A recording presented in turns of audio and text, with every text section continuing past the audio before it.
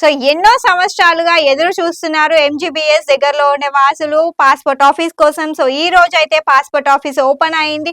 MGBS దగ్గర కొత్తగా passport office ని ఓపెన్ చేశారు మంత్రి పొన్నం ప్రభాకర్, అలాగే అక్బరుద్దీన్ ఓవైసీ గారు. వీళ్ళతో పాటు సిటీ కలెక్టర్, మేయర్, ఇంకా అనిల్ యాదవ్ ఎంపీ గారు కూడా వేరే ఇతర ఆఫీసర్లు అందరూ కూడా పాల్గొని ఆఫీస్ ని అయితే ఓపెన్ చేశారు.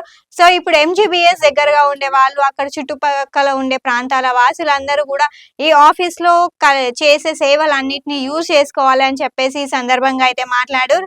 వీళ్ళు ఎన్నో సంవత్సరాలుగా మాకు ఇక్కడ పాస్పోర్ట్ ఆఫీస్ కావాలి, ఏది కావాలన్నా మేము చాలా దూరం వెళ్లాల్సి వస్తుంది అని చెప్పి డిమాండ్ చేసిన కళ అయితే ఈ రోజు నెరవేరింది అని చెప్పుకుంటూ వచ్చారు. సభాధ్యక్షులు ఈనాటి పాస్పోర్ట్ సేవా కేంద్రాన్ని అమీర్పేట నుంచి దేశంలోనే మొట్టమొదటిసారి మెట్రో స్టేషన్లో ప్రారంభించుకుంటున్నటువంటి కార్యక్రమానికి సభాధ్యక్షత వహిస్తున్నటువంటి రాష్ట్ర పాస్పోర్ట్ అధికారి శ్రీమతి స్నేహకి, అదేవిధంగా ఈరోజు ఈ కార్యక్రమంలో నాతో పాటు పాల్గొంటున్నటువంటి గౌరవ నగర ప్రథమ